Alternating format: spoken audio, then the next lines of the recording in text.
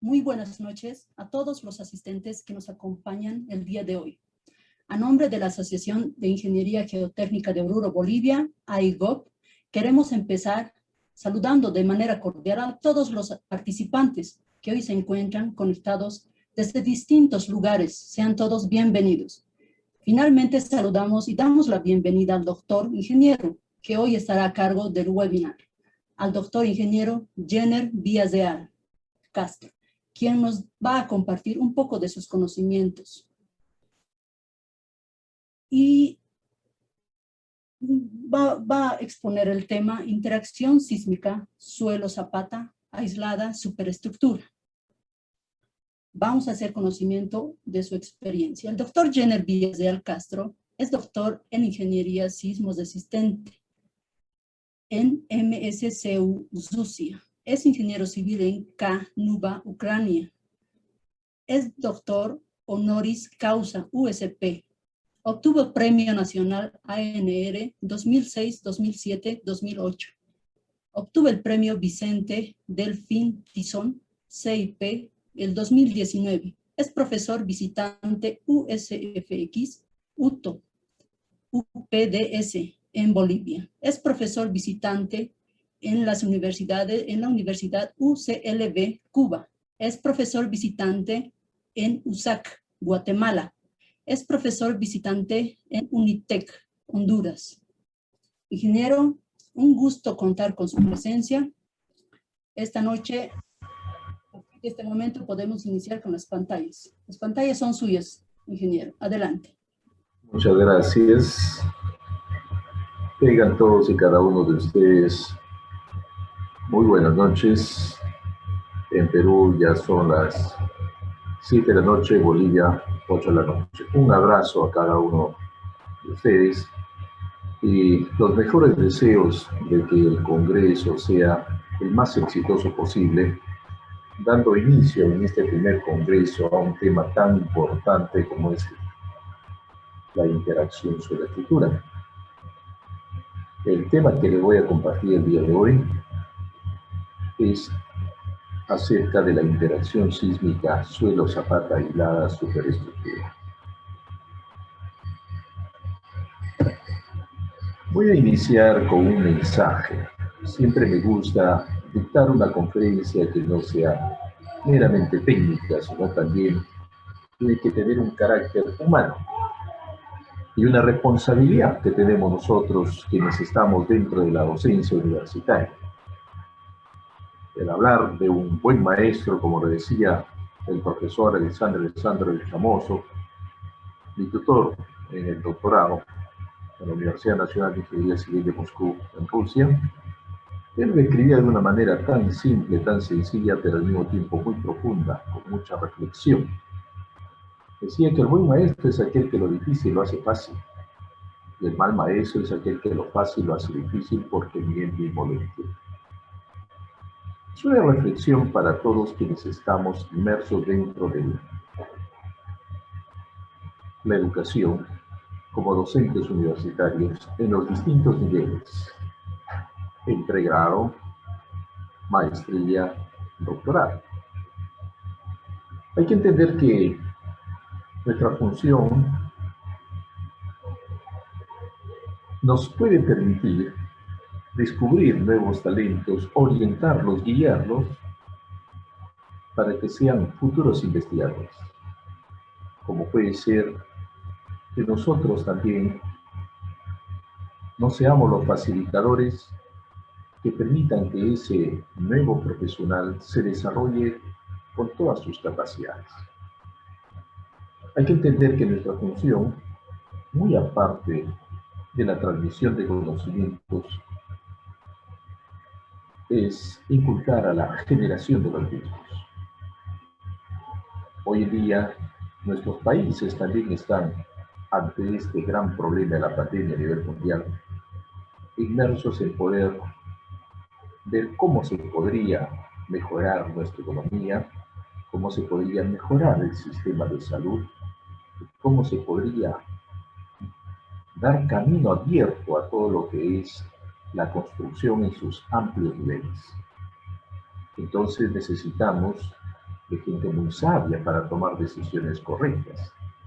Pero para ello también hay que formar. Generalmente los ingenieros civiles están muy lejos de los cargos estatales públicos, porque siempre se dice pues que la política mancha a las personas, que el ingeniero no quiere estar en ese mundo. Pero también sería muy complicado entender cómo es que podrían nuestros países mejorar. Y para mejorar hay que ser actores, desde cada uno de nuestros lugares. Nosotros como docentes, haciendo lo que decía el profesor Amos, la del buen maestro. Este gran genio, lamentablemente, nos dejó en el año 2009. Para mí vivirá por siempre en mi mente y mi corazón una gratitud eterna a este gran hombre, quien, como siempre lo digo, descubrió talentos que de repente no estaban tan sólidos en mi persona. Me dio confianza, me dio seguridad, trabajó mucho conmigo. Creo yo soy el resultado de un trabajo en el tiempo que hizo. Y como lo dijo el día de la disertación doctoral, ahora se abre una nueva escuela, la Escuela Mozo Villarreal. Me incluyó en ese grupo y me declaró su sucesor. Yo no entendía el porqué de tan alta responsabilidad, pero lo tomé con humildad y siempre lo he tomado así, tratando de hacer las cosas lo mejor posible. Así es que esta conferencia también va dedicada a este gran genio. Que en paz descanse. Cuando hablamos de las investigaciones dentro de la ingeniería estructural y en general, siempre en forma errónea, los estudiantes, tanto en pregrado como en posgrado, creen que es la aplicación directa a un proyecto específico. Por decirles, vamos a hablar de un tema actual, lo que es los aisladores en la base. Sabemos perfectamente que los aisladores en la base van a servir para desacoplar la subestructura de la superficie. De tal manera que la energía de entrada sea distinta a la energía que se transmite hacia la superestructura. Esa es la función del sistema de aislamiento, la principal, incrementando el amortiguamiento y desacoplando subestructura de superestructura. Pero el joven rápidamente se va al programa de cálculo, es decir, va directamente a un programa Santos Mini, ETAPS u otro programa que existe en el mercado que sea muy potente. No entendiendo que en una investigación se tiene que ir paso a paso.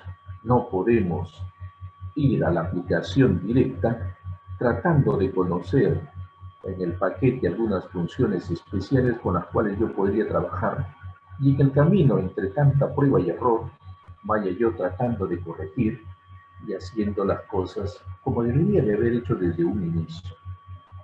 No hay nada que no se construya sobre un cimiento teórico sólido. Entonces el estado del arte tiene que ser muy, pero muy importante. En este estado del arte se van a estudiar los aportes que se han hecho, no solamente dentro de un contexto local, regional, nacional, a nivel del continente, no, sino a nivel mundial. Antiguamente pues se decía que para ser exitoso como ingeniero era suficiente estudiar la carrera y trabajar todo el tiempo, probablemente en el Estado. Con el tiempo se planteó. Pasó algo con el audio, estimado ingeniero. En el tiempo se planteó que probablemente ya no era suficiente el tener solamente un idioma, sino era necesario el segundo idioma, el idioma inglés. Y también era necesaria una maestría, luego con el tiempo el doctorado. Y hoy en día se habla pues de que tenemos que aprender otro idioma más. El inglés ya no es suficiente para todo. Debemos de aprender otro idioma, llámese de una potencia mundial. Tendría que aprender el japonés, el chino o el ruso, por ejemplo, o el alemán. Entonces tengo que aprender un nuevo idioma para poder encontrar información tan rica, tan profunda, pero que a veces se declara patrimonios dentro de un gobierno y que no se permite la traducción a ninguna otra lengua, porque yo he encontrado información de ese nivel de carácter privado. Pero con el aprendizaje del nuevo idioma, lógicamente que se puede acceder a esa información. Ese es el mundo moderno, cada vez se exige más, para el cual debemos de estar preparados. Hay jóvenes y hay personas también, mira, hay algo más, que están en el auditorio, que las metas y los retos siempre van a existir en la vida y nosotros debemos de ir acorde a los nuevos retos. Luego, después de haber estudiado bien ese estado del arte a nivel mundial, voy a elaborar una metodología si mi investigación va a ser tecnológica, un modelo si mi investigación va a ser netamente experimental, o fórmulas si van a ser teóricas, que como siempre lo digo, son las más complicadas en realizar. Luego, la aplicación directa al objeto de investigación, para finalmente terminar en ciertas conclusiones que siempre trato de explicar que tienen que ser contundentes, porcentuales o numéricas. Las recomendaciones que tienen que ser textuales. Y desde que llegué a Perú, introduje la denominada líneas futuras de investigación. La línea futura de investigación a lo que nos va a llevar es a entender, a partir de lo que uno ha realizado, qué cosas se puede seguir haciendo después de lo que uno ya culminó. En pocas palabras, la sinceridad del investigador de entender que su aporte es simplemente parcial, no es total. No existen investigaciones totalitarias, solamente son parciales, son pequeños aportes. Y ahí va otro mensaje de ese gran genio, el profesor Amoso, que decía: yo sé tanto como una arena en todo el mar. ¡Qué humildad de un genio! A eso debemos de apuntar. Vamos a hablar un poco del estado del arte. Si hablamos de interacción sobre cultura, debemos de hablar del estado del arte. Estamos hablando de una de las líneas de investigación en ingeniería sismo-resistente. Entonces, ¿cuáles serán esas líneas de la investigación en ingeniería sismo-resistente? Los métodos estadísticos y probabilísticos, donde se van a estudiar a los sismos como procesos eventuales y no estacionarios. Acá ya no ingresan las tablas de Benedetti, sino ingresan netamente estudios de la recurrencia de sismos, la vulnerabilidad de las mismas, con muestreos probabilísticos y el análisis no lineal. La interacción suelo-cultura, que no es más que el trabajo conjunto suelo, cimentación y superestructura. Acá debemos entender que hay dos corrientes. Una va dentro del enfoque geotécnico y la otra va dentro del enfoque estructural y normativo. La del enfoque geotécnico es lo que estamos viendo. Se ha utilizado elementos sólidos con un programa denominado el PEG Models del profesor Ulinsky,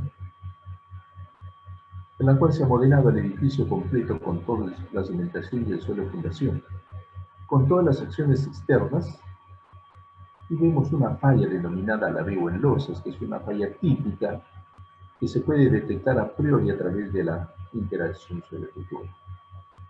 Ese trabajo conjunto, suelo, cimentación, superestructura, se entiende que es la interacción suelo-estructura. A nivel normativo, se trabaja distinto, se trabaja dentro de un enfoque estructural. Se utilizan modelos dinámicos debidamente validados por la comunidad científica internacional.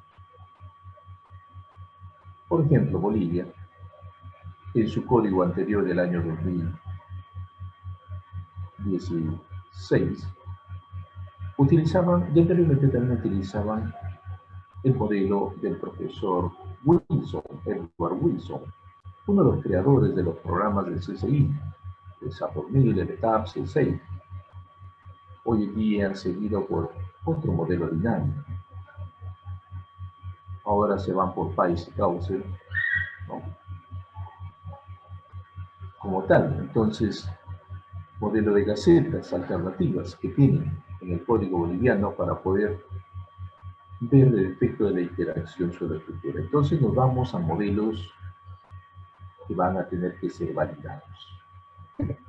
Otra de las líneas de investigación es la no linealidad, en sus tres formas: la física, la geométrica y la constructiva. La física va a medir el diagrama no lineal, como estamos observando, esfuerzo de formación de ambos materiales, concreto y acero. En este diagrama no lineal, esfuerzo de formación, vamos a tener una línea sucesiva de tangentes. Esta línea sucesiva de tangentes van a describir toda esa curvatura.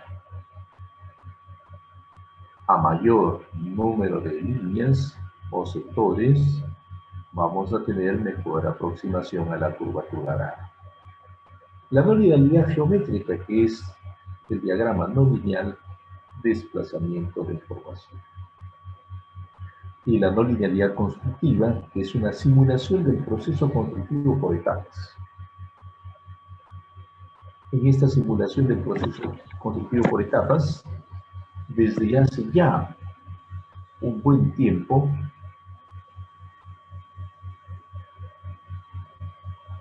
rogaría que no interrumpan levantando la manito, por favor, salvo excepciones, cuando se tenga que se haya ido el audio o algo por el estilo, ¿sí? La no linealidad constructiva es la simulación del proceso constructivo por etapas. En esta simulación del proceso constructivo por etapas, desde la época que yo estudiaba en la antigua Unión Soviética, se utilizaban los denominados factores de desgaste estructural. Los organizadores, si pudiesen apagar los audios de los participantes, por favor, porque están interrumpiendo. Apaguen sus micrófonos. Entonces, en esta no linealidad constructiva, ya desde hace muchos años se ha trabajado. Entonces, no es un tema totalmente novedoso, ni nada por el estilo, es igual que la interacción sobre estructura.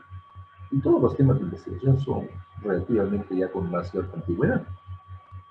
Lo que pasa es que probablemente se avanza un poco lento y en el camino vamos acelerando y se van incorporando nuevos aportes. Se tenía ya en la época que yo estudiaba, les hablo de los años 1987, por ahí que llevaba los cursos de concreto armado, los cursos de mecánica estructural, se hablaba ya de la no linealidad constructiva, de los coeficientes de desgaste estructural. Los rusos siempre han sido pioneros en muchas cosas. Una de ellas es la interacción sobre estructura, otro es el tema de la no linealidad. Desde hace ya un buen número de años, ellos ya ingresaron a la plataforma BIM. El problema que siempre se ha tenido, pues, es que hay cosas que no se difunden al máximo. El trabajo espacial y la múltiple componente de la acción sísmica es otra de las líneas importantes de investigación. La metodología del diseño por desempeño. Cuando hablamos por desempeño, estamos hablando de performance, de capacidad.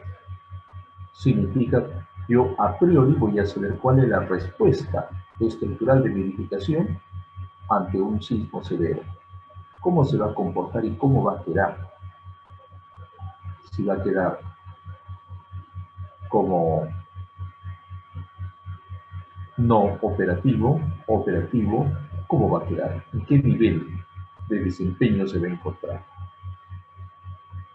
Ahí tenemos un diagrama, un momento, primero diagrama de esfuerzo de formación, luego pasar al diagrama momento curvatura para los elementos estructurales, idealizar las rótulas plásticas.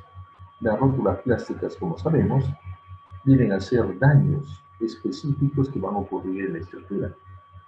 Y al final terminamos en el nivel de desempeño, si es totalmente ocupacional, seguridad de vida o cerca del colapso. Otra de las líneas de investigación. También es el amortiguamiento para el sistema de muros de ductilidad limitada. En Perú se inició este sistema constructivo en el año 2000 aproximadamente. En Bolivia se incursionó con este sistema también con muros delgados de 10 centímetros de espesor. Tengo entendido hace unos aproximadamente 7 a 8 años. Se ingresó el sistema a Bolivia. Y se ha utilizado con el sentido de poder primeramente reducir los costos. En segundo lugar, el control de distorsiones, que es uno de los controles más importantes en el diseño sismorresistente, para evitar la pérdida de estabilidad de la superestructura.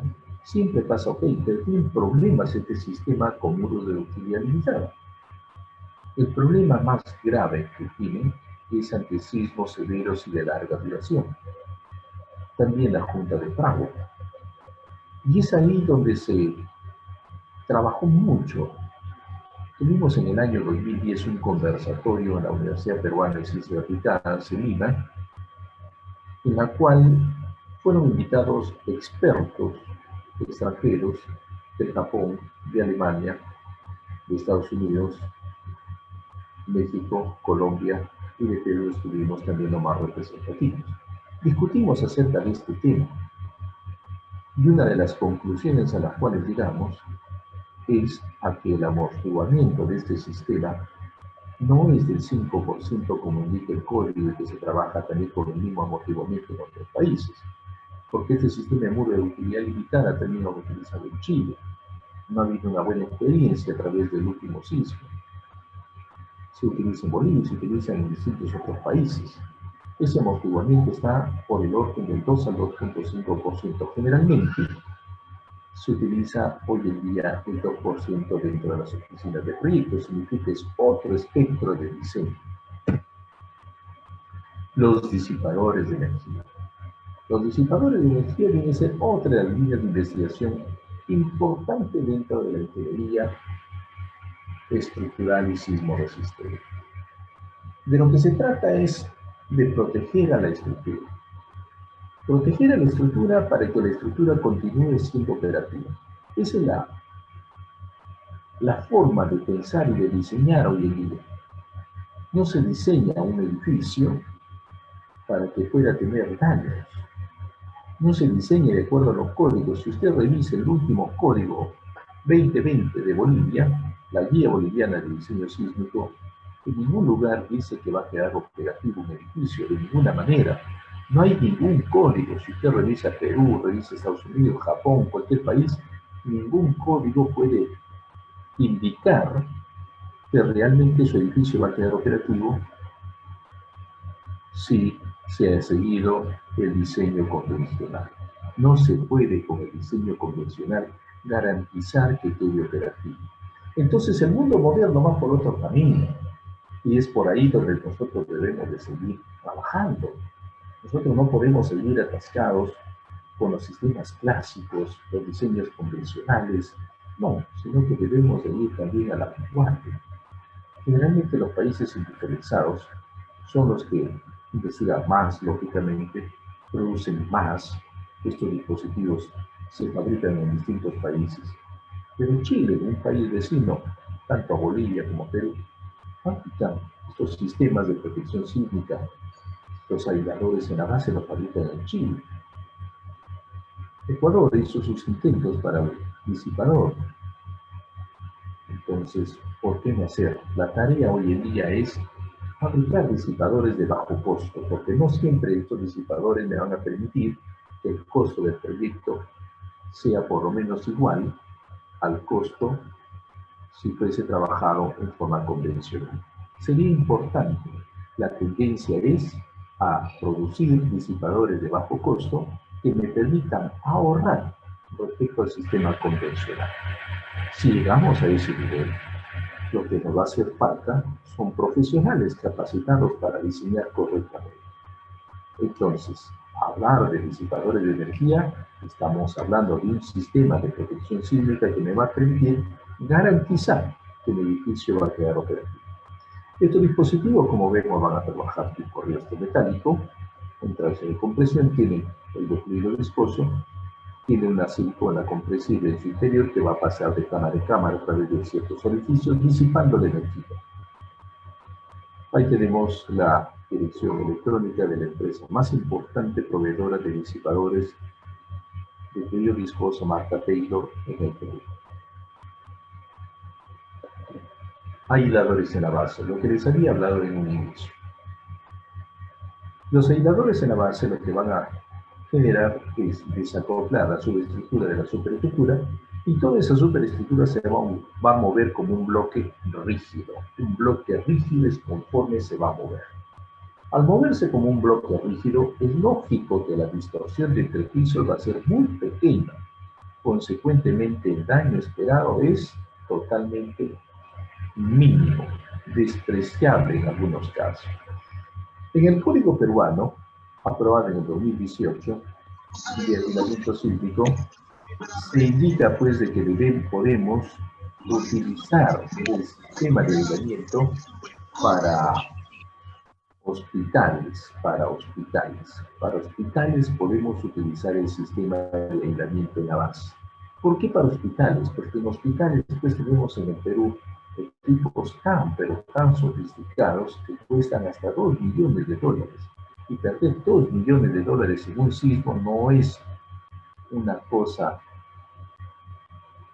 positiva, al contrario, es muy negativa y necesitamos de todas maneras proteger al equipamiento. En los hospitales los equipos son mucho más costosos que el propio edificio, consecuentemente necesitamos proteger a dichos equipos. Acá tenemos el aislador con núcleo de plomo. Este aislador con núcleo de plomo en su interior, en la parte central, y tenemos las planchas de acero y la goma en su interior. Ante la carga vertical va a trabajar como si fuese un resorte, como estamos entendiendo. Y ante la carga lateral va a trabajar disipando esa energía. Entonces acá hay un punto importante de investigación, que por desacoplar la energía de entrada del sismo y la energía de salida hacia la superestructura. Esa energía en esa interfase es demasiado importante. Tema de investigación hoy en día. La interacción suelo-estructura, pues viene ya desde el siglo XVIII, con Winter, donde se planteaba que la flexibilidad del suelo de fundación y lógicamente la cimentación. Entonces hemos dicho que es un trabajo más real comparado con el empotramiento en la base. Los códigos de diseño trabajan con el empotramiento en la base. El empotramiento en la base es totalmente real. Es real porque nuestros países están sobre placas, las placas se mueven y no es posible que el edificio quede totalmente fijo y que no pueda ni desplazarse ni rotar como tal. Si miramos en el contexto mundial, podemos ver que en la Sociedad Internacional de Mecánica de Suelos y Ingeniería Geotécnica hay un comité, que es el Comité TC207, hoy en día sí se denomina Comité TC207, antes se denominaba Comité TC38 de Interacción Suelo-Estructura. El primer presidente y presidente durante 3 periodos consecutivos de este comité ha sido el profesor Vladimir Ulinsky. Yo tengo el alto honor del profesor Vladimir Ulinsky, que ha sido uno de mis jurados en la disertación doctoral. Fueron 21 científicos del más alto nivel, entre ellos el profesor Vladimir Ulinsky, quien firmó y selló que yo merecía el grado de doctor. Su sucesor es el actual presidente, me refiero al profesor Lisiuk. Pues bien, en la parte inferior está el enlace de este comité para poder entender los lineamientos de la interacción sobre estructura. Ahí en procedimientos y lecturas usted puede encontrar información muy valiosa acerca de muchas conferencias, seminarios que se han organizado acerca de interacción sobre estructura y que son de libre descarga. Puede usted descargar y puede estudiar los aportes que se han tenido en cada uno de estos eventos, los últimos eventos. Él es el profesor Vladimir Ulitsky, una persona espectacular. Él no fue a mi defensa. Él envió la carta firmando y sellando que yo merecía el grado de autor con nivel de excelencia, y envió al profesor Isu, que es el actual presidente de este Comité de Interacción sobre Cultura. No he tenido el honor de conocerlo en persona y de poder estrecharle la mano. Sin embargo, sí nos comunicamos en esa época de doctorado, en unas 2 o 3 ocasiones, para ciertas consultas en forma específicas que gentilmente me respondió. Él es el creador del programa FEMODES. El programa FEMODES usted lo puede descargar. En la parte inferior está el enlace y hoy en día se solicita pues directamente al profesor para que él le pueda dar la autorización de descargue y le envía el enlace en el cual usted puede descargar la versión de educación, versión educativa, nada más, ¿no? Su empresa pues es líder en interacción sobre cultura, realizan los trabajos más sofisticados, han hecho la restauración del Kremlin hace unos años, es uno de los consejeros técnicos del presidente Putin, es una personalidad en la Federación de Rusia y a nivel mundial. Otra de las personalidades considerado el número 2 en el mundo en interacción sobre cultura es este señor, me refiero al profesor Vyacheslav Ilyich, quien es el presidente de la Sociedad Rusa de Mecánica de Suelos e Ingeniería Geotécnica, director de este centro de investigación en honor al profesor Yerzhevano. Para los rusos, el padre de la geotecnia es Yerzhevano. Antes había, como ustedes saben, una guerra fría entre las 2 potencias mundiales. Entonces, todo lo que hacían los rusos, los americanos trataban de no difundirlo y viceversa.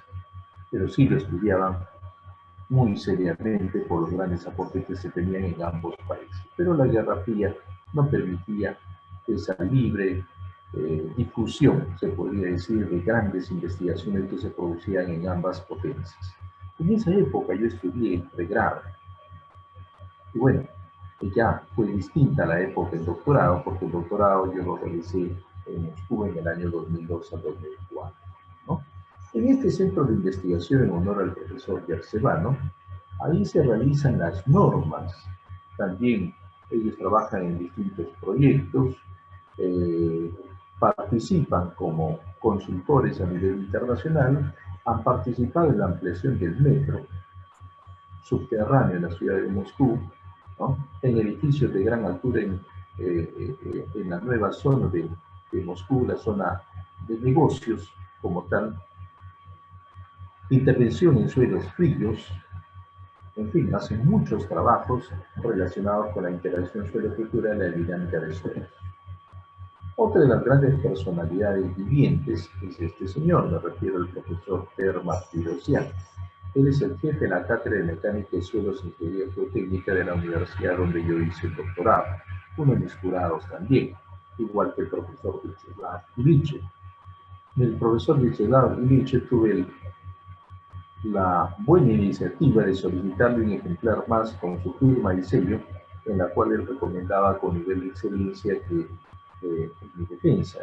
Y bueno, logré tener esa carta de él y hasta hoy en día la guardo como un tesoro muy valioso, ¿no? El profesor Per Martirosyan es una personalidad también. Es profesor, como le decía, jefe de la cátedra. Profesor también es el profesor Vyacheslav Ilyich, también es profesor de la universidad donde yo hice doctorado. El profesor Per Martirosyan trabaja mucho con el programa MIDAS. Con el programa MIDAS trabaja bastante. A él le encantan las validaciones de los modelos dinámicos de interacción cerebral. Dicta muchos cursos de capacitación como tal.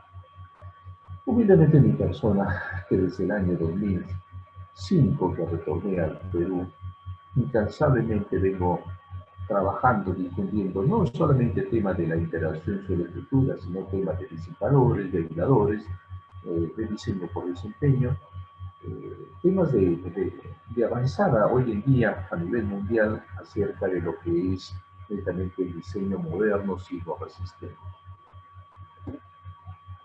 Cuando hablamos del estado del arte, debemos empezar con este modelo del péndulo invertido que no requiere ni la interacción suelo-estructura ni el trabajo espacial de todo el edificio. Vemos una barra con una rigidez igual a la rigidez de todo el piso, algo totalmente fuera de contexto hoy en día con tantos programas que se trabajan en forma tridimensional. Pero continuando con su desarrollo y cómo fue avanzando el efecto de la interacción sobre la estructura, luego vino el modelo de los profesores de Rayana y Neurodrapa de la India, quienes plantearon que la cimentación se va a rotar y va a rotar, va a comportarse como un elemento infinitamente rígido. Tenemos ahí la rigidez y tenemos el amortiguamiento como tal. Conexiones elásticas por toda la superestructura. Luego vino el modelo de Kobori, del Japón, y sus colaboradores, donde planteaban que la cimentación podía rotar por el eje vertical, es decir, un efecto torsional en planta. Después vino el modelo de Onen y Thomas, de Turquía, donde se planteó el sistema de masas entrecruzadas. Masas en los niveles de conexión columna-viga, masas en columna-viga. Ahí se colocaron las masas discretizadas de esa manera y por primera vez se utilizó un registro acelerográfico. Vemos la aceleración cómo varía en todo el edificio. De ahí viene el modelo del profesor Virulia, de Rusia, que planteó para un sótano que el suelo aledaño hacia un lado como hacia otro lado y el suelo debajo de la cimentación también participaban en todo este efecto de la interacción suelo-estructura con conexiones elásticas. Luego vino el modelo del profesor Ucleva. El profesor Ucleva planteó que por toda la profundidad de los estratos y subestratos hay masas conectadas en forma elástica entre sí con cierta rigidez y cierta masa. La cimentación se desplaza y rota comportamientos en los cuales vamos a tener que determinar la rigidez y el amortiguamiento. Palamaru y Cosmulescu, de Rumanía, plantearon que había una masa firme del suelo fija, una masa del suelo libre y la cimentación, conectadas elásticamente, amortiguando y disipando energía. Este modelo, que parece tan simple su esquema, es el modelo que revolucionó la ingeniería geotécnica sísmica a través de los modelos dinámicos de interacción suelo-estructura. Me refiero al modelo de los profesores Nikolaenko y Nazarov de Rusia, quienes plantearon los 6 grados de libertad, las 3 traslaciones, las 3 rotaciones, con los cálculos lógicamente de los modelos dinámicos de la rigidez y del amortiguamiento. El modelo del giróscopo vertical libre, donde se plantea el elemento velosa tipo diafragma rígido, es una ampliación a los modelos y la interacción suelo-estructura a nivel de cimentación. Ya este modelo se asemeja más a lo que es netamente nuestros códigos de diseño, lo que corresponde al denominado diafragma rígido. Diafragma rígido, para quienes se hayan olvidado por algún motivo, viene a ser cuando el movimiento que yo induzco en el centro de masa se va a replicar en cada uno de los nudos como un efecto de un arrastre a todo el resto de nudos. Dentro de la metodología de cálculo, en esta investigación se trabajaron con 4 modelos dinámicos de interacción sobre estructura, aplicando los coeficientes de rigidez equivalentes, los coeficientes de traslación elástica uniforme en X y, compresión elástica uniforme en Z, compresión elástica no uniforme alrededor de X y traslación elástica no uniforme alrededor de Z. El primer modelo, el modelo del profesor Barkan. El profesor Barkan fue jefe de la cátedra de mecánica de suelos de la universidad donde yo hice el doctorado. Que dicho sea de paso, está cumpliendo 100 años mi universidad de haber sido fundada. De verdad, muy agradecido, la gratitud por siempre a la Federación de Rusia por todo lo que me ha aprendido. Y mucho más a mis profesores, a mi alma mater, tanto en Kiev como en Ucrania, porque yo estudié la carrera en Ucrania, en Kiev, y el doctorado lo hice en Moscú. El profesor Barkan Dedicó 48 años de su vida para poder determinar estos coeficientes de rigidez equivalente, dependiente de las propiedades geométricas de la cimentación, del coeficiente de Poisson, de la densidad, de la presión estática, de un coeficiente de corrección de unidad, del balasto vertical, sin amplificar, de todo ello. En su libro Dinámica de suelos y fundaciones, el profesor Barkan detalla la obtención de estos coeficientes de rigidez. Miren ustedes cómo los americanos en plena Guerra Fría, año 1962, cuando no podían de ninguna manera traducir al inglés un libro tan maravilloso como es el libro del profesor Barkan, y al tener en su mano no tuvieron otra alternativa que mejor traducirla y publicarla para que todos conozcan. Desde ese momento, el libro del profesor Barkan empezó a traducirse también a otros idiomas. Son 48 idiomas a los cuales ha sido traducido este libro. Es un libro maravilloso. Os invito a descargarlo libremente en internet, se encuentra, y puedan leer acerca de este tema de interacción suelo-estructura y también de dinámica de suelos. Un experto, el profesor Barkan, cimentaciones con maquinarias, tiene un libro maravilloso. El modelo del profesor Illich, el presidente de la Sociedad Rusa de Mecánica de Suelos, su modelo es de 1.5 grados de libertad, considera la rigidez y el amortiguamiento, también el módulo de elasticidad variable por la profundidad, y como son resortes sucesivos, utiliza el determinado resorte equivalente. Para las vibraciones rotacionales depende de la velocidad de corte, de la densidad, del radio equivalente y de estos parámetros K, B y MFI, que también están en su libro del profesor Illich. E igualmente fue traducido e incorporado en mi libro que ganó el Premio Nacional en el Perú en el año 2006. Para las vibraciones horizontales y verticales, ahí tenemos el coeficiente de rigidez, el amortiguamiento y la masa. De igual manera, el mismo proceso. El modelo del profesor Sarsian Akomeginovich, y también fue mi jurado en el doctorado. Un hombre de verdad digno de admirar, una genialidad impresionante. ¿No? El profesor Sarsian es actualmente responsable del monitoreo, la construcción y el mantenimiento de las centrales nucleares de la Federación de Rusia, es hombre de confianza del presidente Putin. También participó en la ampliación de la línea principal del metro en la ciudad de Moscú. Un experto en temas de interacción, en temas de dinámica estructural, muy bueno, y en la parte de ingeniería sismorresistente.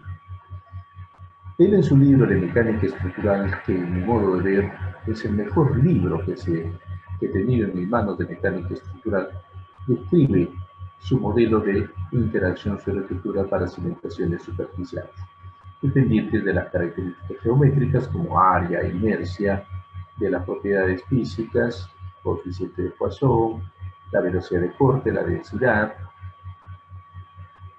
como tal.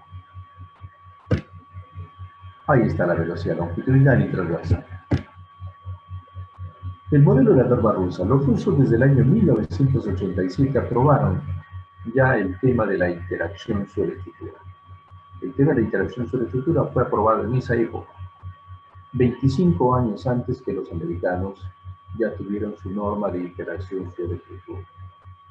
Obligatorio cuando se trata de edificios altos y de suelos flexibles.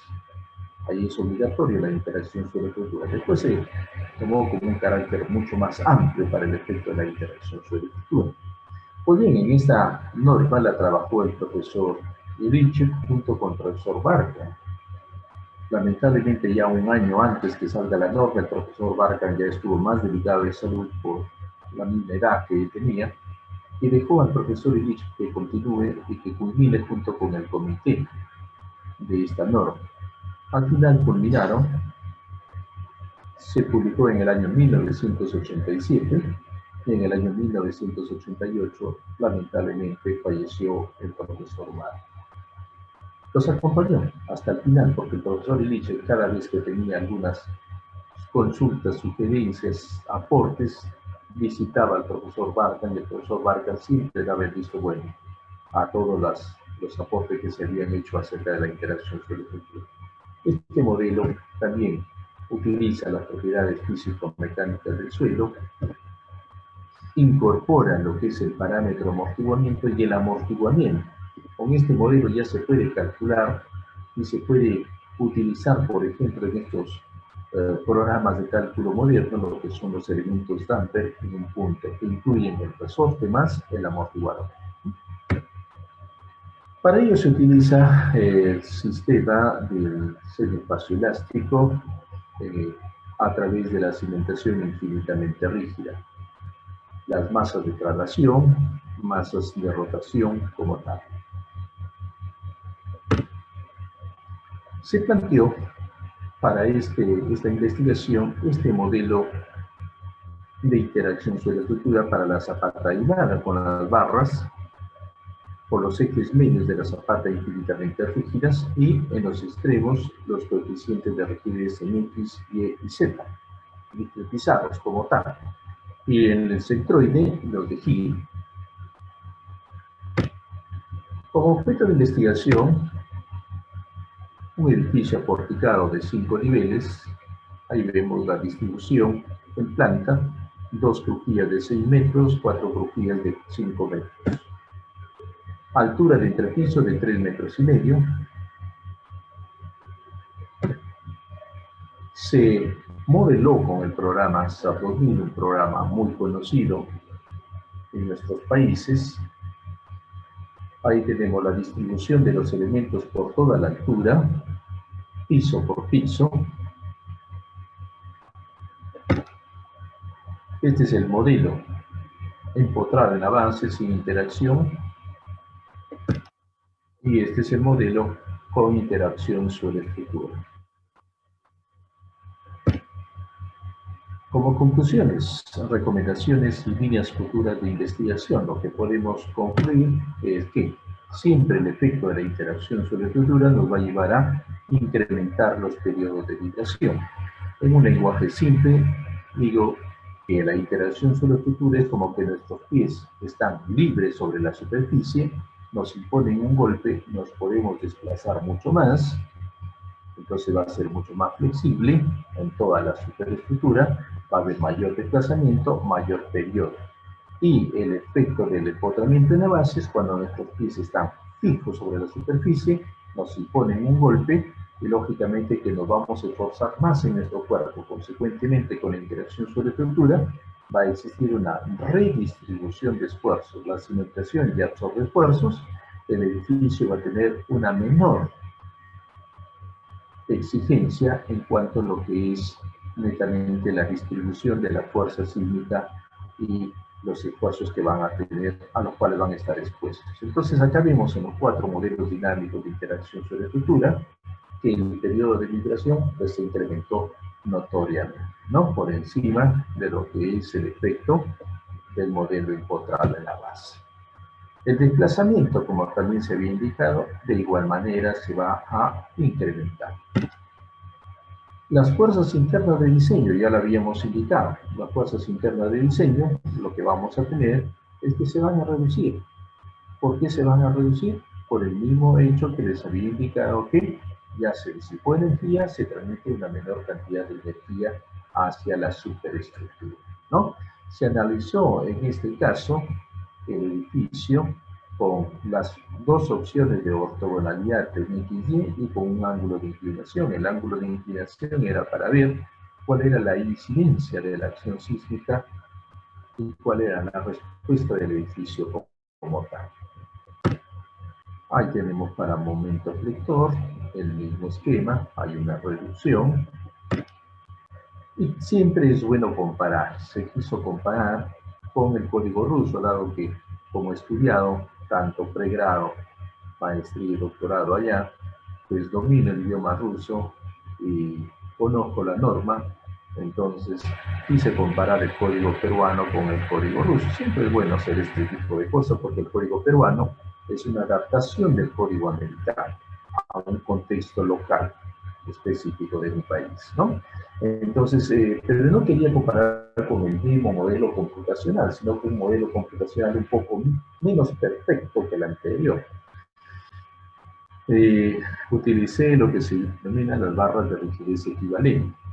Las barras para que sea infinitamente rígida, 7, 8, 9 y 10, como tal se plantearon barras con una rigidez bastante alta para que sea infinitamente rígida. Las barras 5 y 6 vienen a ser barras tipo armaduras espaciales y las barras 1, 2, 3 y 4 tipo pórtico espacial. En la parte inferior está la rigidez con la cual se trabajó en forma equivalente. ¿Y qué resultados obtuvimos? Pues bien, en cuanto a lo que es el desplazamiento, nos dimos cuenta que el código ruso, a pesar de tener un modelo menos sofisticado, estaba más cerca del sismo severo que el código peruano. En el momento vector, el mismo sistema, código ruso más cerca que el código peruano de un sismo severo. Utilizamos el sismo más severo que ha ocurrido en la historia del Perú. ¿Qué más me va a dar la interacción subestructural? También me puede dar la distribución de los esfuerzos de destrucción por toda la altura del edificio. Estos esfuerzos denominados del profesor Bomis en la cuarta teoría de resistencia. Acá vemos un esfuerzo pico donde probablemente va a existir este tipo de fallo. Rótula plástica en serie, una rótula plástica en serie debido lógicamente a esa alta concentración que se va a tener. En este caso, primera planta, antes de la conexión columna-viga. El mayor efecto de la flexibilidad se dio en esta investigación con el modelo del profesor Iliche. El menor efecto se obtuvo con el modelo del profesor Barca y también con el modelo de la norma FUSA. Siempre se debe de considerar el efecto de la interacción subestructura mucho más cuando se trata de edificios de gran altura, así como cuando hayan suelos flexibles, ¿no? Y esperamos que en el código peruano en algún momento se dé ya el paso para poder incorporar el efecto de la interacción subestructura dentro de nuestro código de diseño. Me alegra que en Bolivia hayan invitado a Christopher del Águila, mi colega amigo, de quien fui su asesor, tutor de la tesis de maestría en la Universidad de San Francisco Javier, y que hayan adoptado prácticamente la decisión de trasladar todos los aportes que se hizo en esa investigación de la maestría dentro del Código de Diseño de Bolivia, ¿no? Entonces, prácticamente la tesis de Christopher del Águila ha sido el punto clave para poder incorporar la interacción subestructura en el Código boliviano. Me alegra mucho por él y por Bolivia, esperando pues que siempre todo esto vaya por el mejor camino y que más ingenieros se comprometa con el diseño estructural sismoresistente, con la interacción subestructura y también con el resto de temas tan modernos que les he explicado en un inicio, porque no vale vivir a las espaldas del mundo, sino al contrario, mirando al mundo con optimismo, con objetividad. Esta frase es de este gran genio, el profesor Leonti, creador de método de rigidez variable para dos estratos por... Parece que de nuevo hay un audio que está... El modelo de rigidez variable del profesor Leontief, Nikolai Nikolaevich. Él era el jefe de la cátedra donde yo hice el doctorado. Fue la persona que me recibió, una persona espectacular, muy hospitalaria. Yo recuerdo claramente que cuando fui a visitarlo y le dije el tema de mi disertación doctoral, me dijo: te voy a contactar con una persona. Y cuando me presentó con mi profesor, el profesor Amoso, me dijo, tienes al mejor, sácale el debido provecho, mejor que él no vas a encontrar en este país, ¿no? Y me presenté ante el profesor Amoso y la primera pregunta que él me hizo es de qué país yo venía. Y le dije, vengo del Perú. Y me dijo, espero que seas tan grande como tus antepasados. Se refería al imperio de los incas. Entendí que era una responsabilidad muy alta de mi persona, aunque siempre me he caracterizado por ser una persona muy dedicada a los estudios y probablemente Dios así lo quiso que casi siempre he sido ganador en cada una de las cosas a las cuales yo he concursado y lo llevo siempre con humildad, lógicamente, pero las grandes enseñanzas de los maestros, los grandes consejos que harán de por vida. Yo lo conocí cuando tenía 84 años de edad. 10 años después, a 94 años de edad, falleció el profesor Leontiy Nikolaevich en el año 2002. Yo recuerdo que cuando estaba ya un año en el doctorado, y mi tutor me mandaba a hacer problemas de interacción con la escritura pequeños, y yo los resolvía una y otra vez, y hasta que llegó un momento en el cual empecé a soñar con los problemas y los resolvía mentalmente cuando dormía. Entonces eso me preocupó mucho porque en Perú siempre se dice que uno va perdiendo la razón cuando tiene ese tipo de comportamientos en el sueño. Me fui a conversar con el profesor Leontiy y le expliqué lo que había sucedido. El profesor Leontiy me dio esta frase que me tranquilizó enormemente y retorné muy pero muy feliz. Me dijo que el cerebro es como el corazón, jamás debe descansar, es por ello que los intelectuales resuelven problemas hasta cuando duermen. Ve con Dios, ve tranquilo, que no va a pasar absolutamente nada. Impresionante, de verdad. Conversar con él era estar en el lugar perfecto y que no quería que se acabe nunca una conversación. Maravillosa las conversaciones con este gran genio que en paz descanse. Y para terminar, porque hay jóvenes colegas, un saludo para mi colega Ramiro Checa, lo estoy viendo ahí en la red, le daré un saludo para mi colega. Pues bien, un mensaje para los jóvenes que están participando en este evento. Miren, hay que soñar en vida y hay que soñar en grande para cristalizar los sueños en el menor tiempo posible. Sería lo más grandioso que podríamos hacer. Yo era un joven.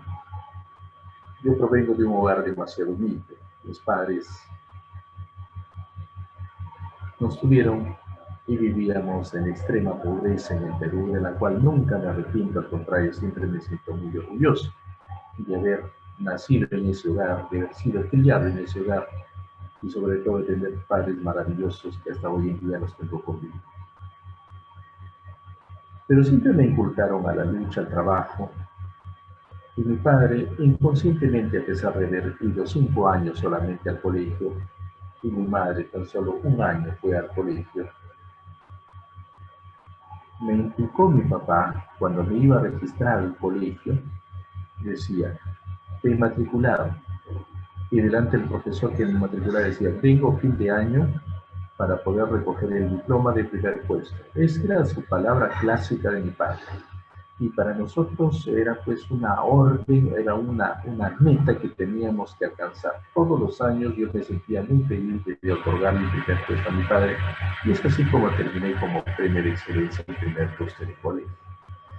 Ingresé a las 3 mejores universidades del Perú, pero yo quería viajar fuera del Perú, ser distinto, formarme mejor y crecer mucho más. Es allí donde me enteré de las becas a la Unión Soviética, postulé, gané la beca y me fui. Tenía 17 años de edad.